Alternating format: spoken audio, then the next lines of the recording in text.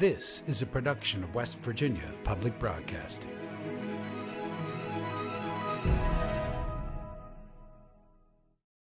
Support for the Legislature Today is provided by West Virginia University, offering education, healthcare, and the opportunity to achieve career success since 1867. Information at go.wvu.edu/forward.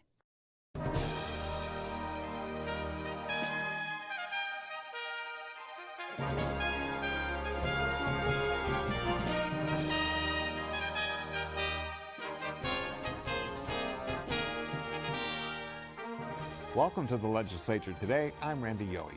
Senate President Craig Blair took his seat on the Senate floor today, while Senate Majority Leader Tom Takubo handled the president's duties. Blair introduced a resolution and wanted to speak to it. He noted that West Virginia is an all-of-the-above energy state, and he acknowledged the need for a regulatory environment that encouraged energy production. His resolution calls on the state's congressional delegation to reform the federal permitting process. The federal government's permitting process is a system of unnecessarily complex, redundant, and uncertain, thereby discouraging investment and job creation in the energy sector. Delays caused by this permitting inefficiencies inhibit the essential components, low cost, and modern energy that are needed to support the economic competitiveness and also threaten domestic exports towards national security. Failure to reform the federal permitting laws is already resulting in fewer jobs, reduced security, and higher prices for Americans without providing additional benefits for the environment and making the United States less competitive. Blair noted that he is chairman of the Council of State Governments Southern Office, as well as the Southern Legislative Conference.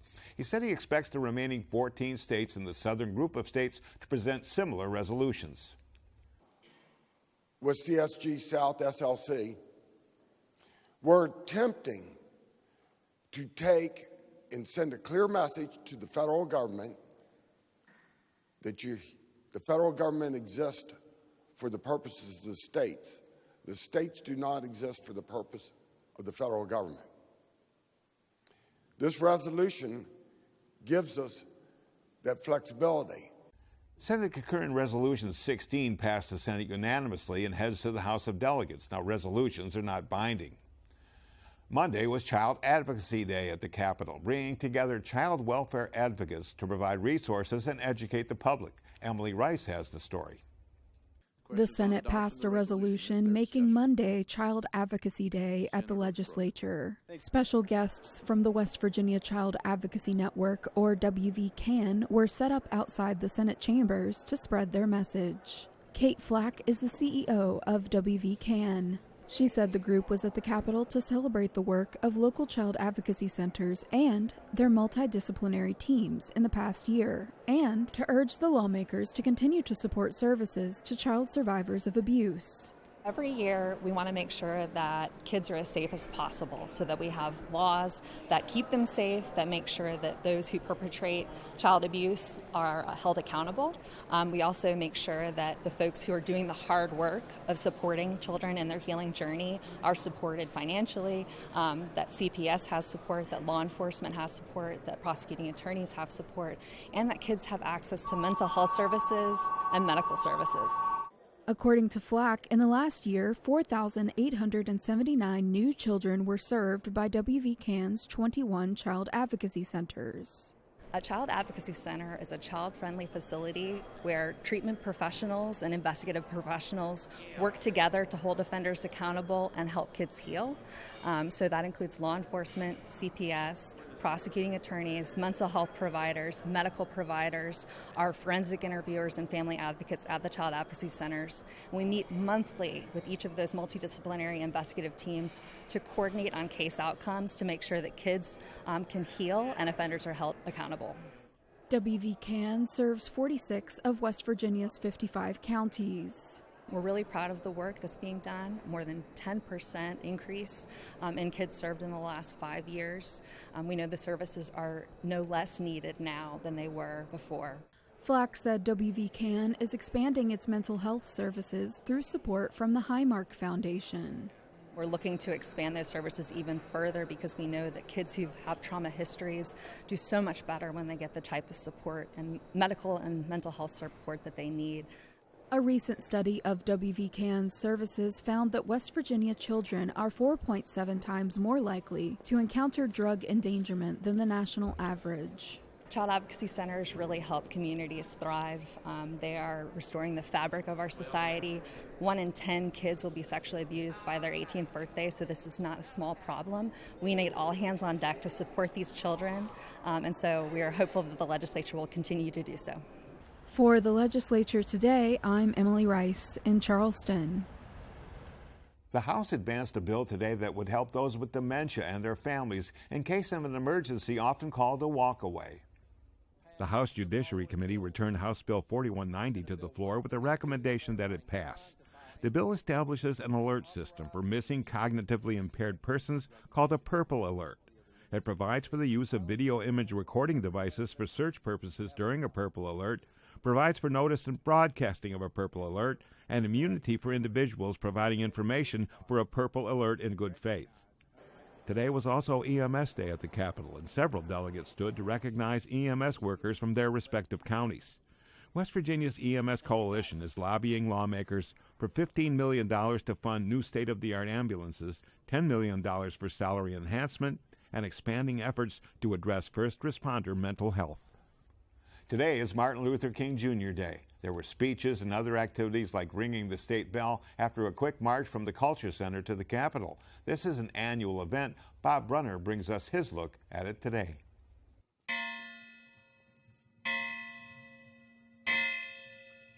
Before the march, there was a ceremony inside the Great Hall of the West Virginia Culture Center, where Dr. Alicia Lewis from West Virginia State University, who is the head of the Education Department, concluded her talk with a remembrance of the words of Dr. Martin Luther King Jr. Darkness cannot drive out darkness.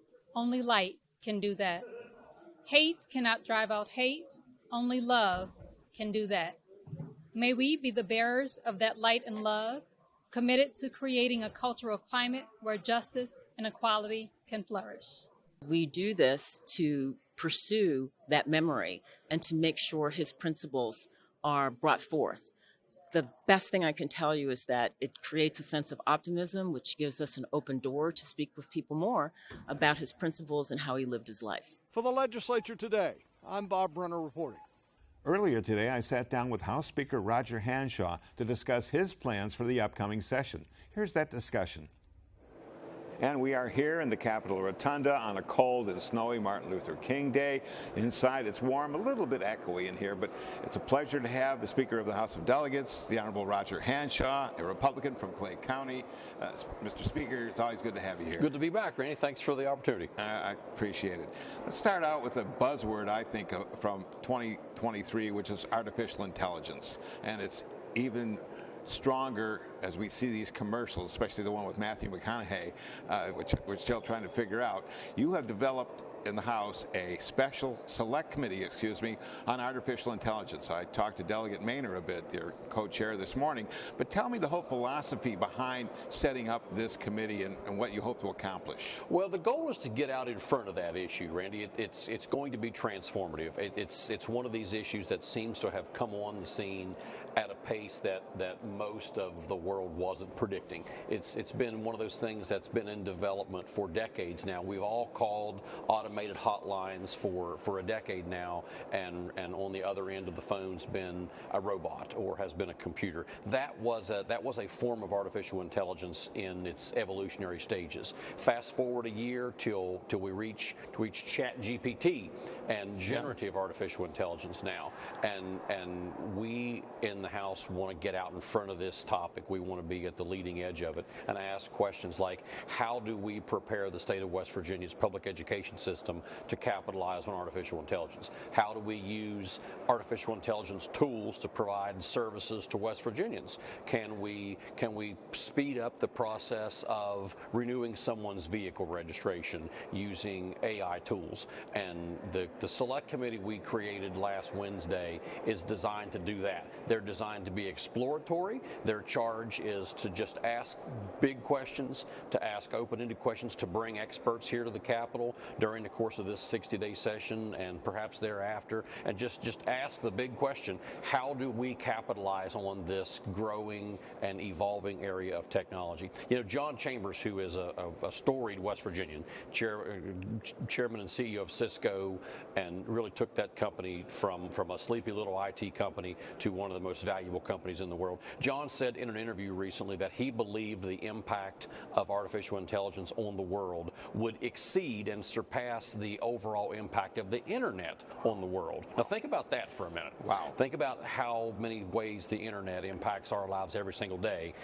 John, who is an expert in the field, by any measure, has predicted that the tools of AI will surpass even the impact of the internet. We need to be at the front of that. This is an eye-opening thought, because most people, when they hear about artificial intelligence, have a negative connotation. But you just listed off 5 positives, and I don't think that the regular general public has that concept. Well, that's one of the charges of the committee, is to look for positive ways to implement this technology. We know it's going to be disruptive. It's already been disruptive. The question is, can we use that disruption in a way that's productive?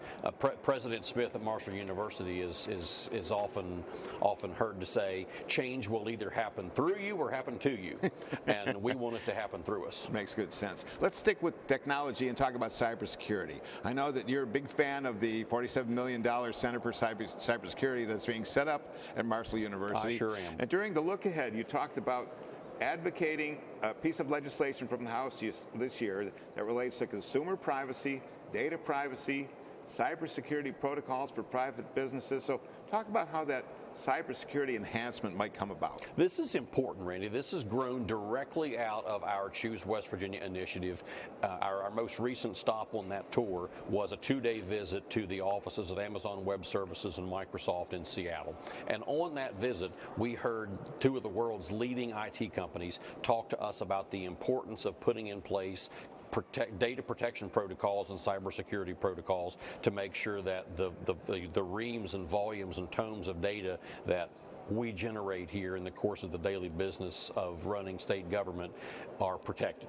And we see example after example around the world of companies held hostage by ransomware, right, of healthcare facilities, of schools, of universities, of businesses that are locked down and forced to pay ransom to nefarious actors around the world. We want to make sure that we're, again, doing what we can do as a state government to, number one, protect our own data, protect ourselves, protect the data that we're charged with controlling here, but also to make sure that West Virginians are protecting themselves, and that the business owners here in West Virginia, those who operate in our state, are incented to deploy cybersecurity protections and cybersecurity data protection tools. Our Committee on Technology and Infrastructure will almost certainly be working on that, perhaps as early as next week. Let's do a third arm of technology, because I don't think everybody still understands what LG is going to be doing at Marshall and in Morgantown. Is it a think tank that we're talking about here that's going to springboard on ideas and technology for the future? This is a great one, Randy. So the LG investment here, the $700 million that LG announced 2 weeks ago that they would invest here in West Virginia, really represents the completion of the circle. So we've completed the circle now in our transition to a true 21st century economy. So rather than just recruiting manufacturing to West Virginia, rather than just recruiting companies companies and organizations that will utilize natural resources in downstream manufacturing, all of which are important and all of which we want to see more of. LG is a technology company. LG is an innovation engine. They effectively are to the world in the 21st century what GE was to the world in the 20th century. They're a monolithic global conglomerate, and their investment here in West Virginia is going to take a number of forms. Number one, they're going to have a manufacturing component, so they will be manufacturing electronic devices here in West Virginia. LG makes the television hanging in my office. They make the TVs in my home. Right. They're a true household name, but they're also a global research powerhouse, and that's the piece of the LG investment here that really is of interest to me. So LG's committed that part of their investment here will be a research center employing dozens, if not hundreds, of scientists and engineers at six-figure salaries right here in West Virginia in partnership with our two major universities. This is a big deal. We can't underscore enough the importance of this one for our overall progress on economic development. You and I have talked in the past about economic development, and we've talked in the past about finding good flat land. We've talked about making sure that the basic infrastructure, water and sewer and such is there. Now we've talked about renewable energy and what corporations or companies that want to come in or be retained. What's the next step here in 2024? I know that you think ahead when it comes to bringing in more good economic development and making sure there are workers for the jobs. What's the plan? Oh, lots of things wrapped up in that question, Randy. So let's take the energy component first. All right. So we do know that so many of the companies that have expressed interest in coming to West Virginia now are doing so with an indication of interest that they would like to decarbonize, or they would like to minimize their carbon footprint. Sometimes that's driven by their shareholders. Sometimes it's driven by their corporate leadership outside of West Virginia. For whatever reason, that's a priority for a lot of the people who are looking at our state. To that we say, great. We want investments here of any sort. We also want investments here by people who just simply want cheap power. So if you want to come here with a manufacturing facility, our natural resource-based fossil-fired energy is some of the cheapest in the world. So we want investments of all kinds. But in order to satisfy both, we have to first make sure our electrical grid is ready to receive those kinds of generations, right? So if we're going to have non-fossil, non-carbon generation, we have to make sure our electrical grid's ready to receive that. So our Committee on Technology and Infrastructure, our Committee on Energy and Manufacturing are both looking at strategies this session to make sure that the generation capacity can actually get onto the power grid and that we can work as collaboratively as possible with the PJM grid. That's the multi-state entity that actually operates our grid here. So that's the generation piece. Now the workforce piece is even more interesting to me because it ties together so many different people and groups working in West Virginia in tandem. It kind of has to, right? It absolutely has to. It ties together our colleges and universities. It brings together our community and technical schools, and it brings together our trade unions, the men and women who are working in skilled crafts and skilled trades, who are integral to the economic growth plan that we have here in our state. Internships, apprenticeships, those kinds of things. There you go. So that's among the highest priorities we have for the session. It's making sure that our colleges and universities, particularly our community colleges and our two-year schools, are able to award associate's degrees and certificates of completion for men and women who complete apprenticeships in the skilled trades here in West Virginia. We have a real absence or a real shortage of people who are able to do the kinds of things with their hands that 21st century job creators are expecting of West Virginia. We have to make sure we're adequately resourcing up that segment of our workforce. Yeah, I've talked to a couple of apprentices at Blinko Glass. I mean, that they have a job, but it's an art form as well, and they say if they can get that two-year degree, it really helps their resume, it helps their future, helps their family. So it's not just a piece of paper. Well, no, it's not, and we want that to happen. We want them to be awarded that degree for a number of reasons. First of all, it's for their personal growth and their own career expansion opportunities. We want to achieve that, but there's a secondary component to that that's just as important, and that is that among the most damning statistics about West Virginia is that nationally we're often ranked near the bottom in the post-secondary educational attainment rate. I think that number's artificially low, Randy, because if you count the skilled tradesmen and women that we have here in the state and the the skills that they bring to the workforce. They are in every way as qualified as a lot of people who've earned associate's degrees in other subjects that perhaps are less employable.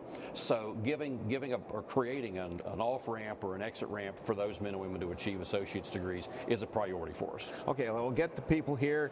We'll get them to the jobs. We've got to get them child care, and we've got to get them affordable housing. We do. I know you're looking at both of those components as well. We are.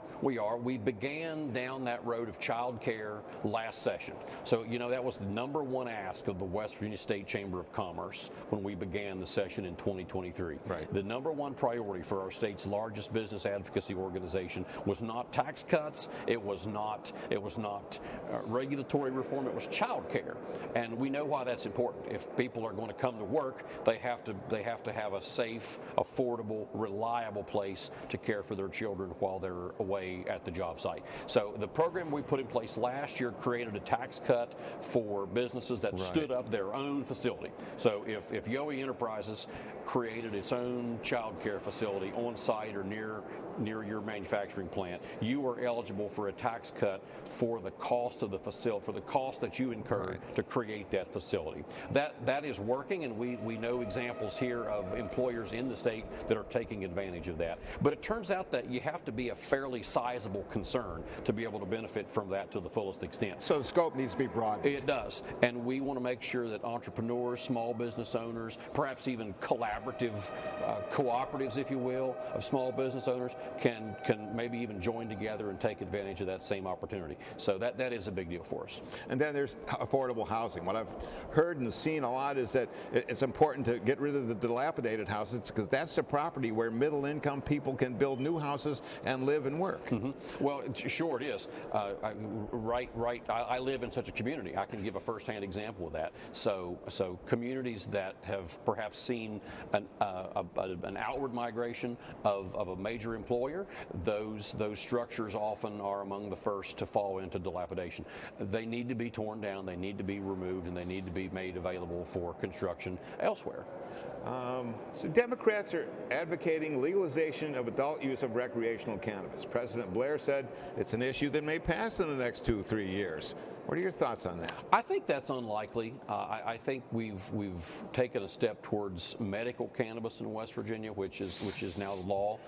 I think to broaden that beyond where we are in terms of medical use is unlikely. I guess nearly half the states do have recreational marijuana, 23 if I'm not mistaken. Some do. I've seen that number before. I don't know where it stands today. And why do you think that that's not unlikely? And why do you think for one, it's still a federal crime. So a number of people, myself included, have just a little bit of philosophical trouble saying saying to West Virginians, you are okay to go do that which we know to be federally unlawful. I just think there's a philosophical problem there, at least for me. Today was EMS Day here at the legislature, and we saw a lot of your delegates get up and say hello and thanks and welcome to their EMS representatives that came in from around the state in this horrible morning.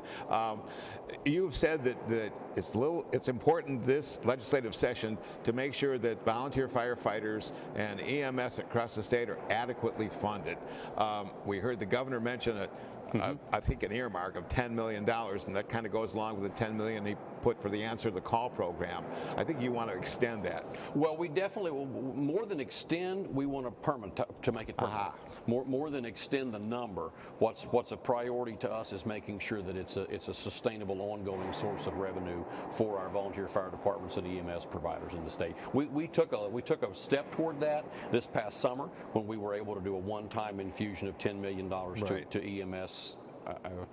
To volunteer fire departments and affiliated EMS groups around the state. We've been exploring since that time solutions on how we make a permanent infusion of cash every year. You and President Blair have had a couple of timely joint press conferences. Is that something we're going to see more of? As circumstances warrant. I mean, when we have announcements that benefit from both of us being there to speak simultaneously on issues, we're certainly willing to do it. You've said among the topics to be discussed this year is appropriate to make an investment in the infrastructure and the physical facilities of our state's healthcare providers. Hospitals, yes, sir. I mean, do we talk about certain providers And what's the plan? Well, so the governor proposed, as I understand it, in his State of the State address last Wednesday night, a $100 million allocation for the state's rural hospitals. Now, the use of the word rural is interesting there, because if you look at the federal definition of rural, Charleston, West Virginia is rural. Right. Every square inch of West Virginia qualifies under the federal definition of rural. I believe we are the only such state.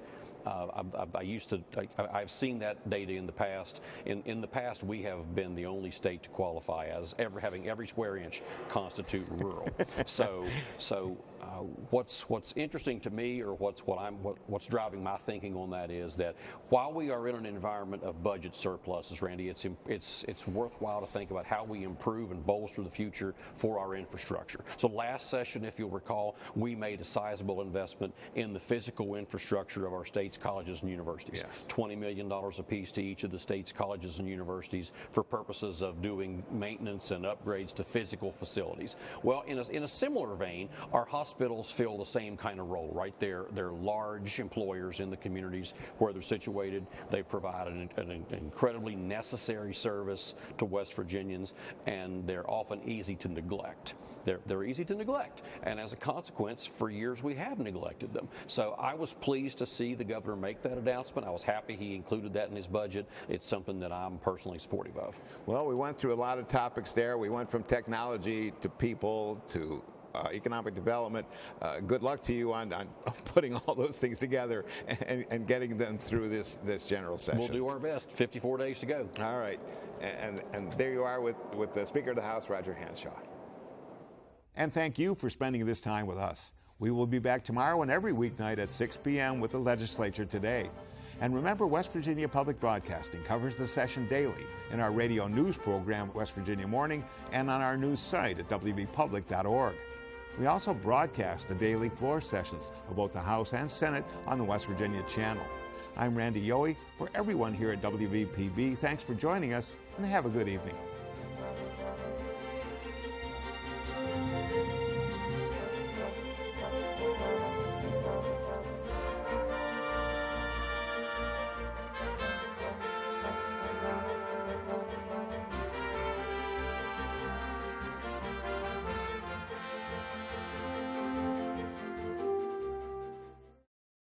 Support for the Legislature Today is provided by West Virginia University, offering education, healthcare, and the opportunity to achieve career success since 1867. Information at go.wvu.edu/forward.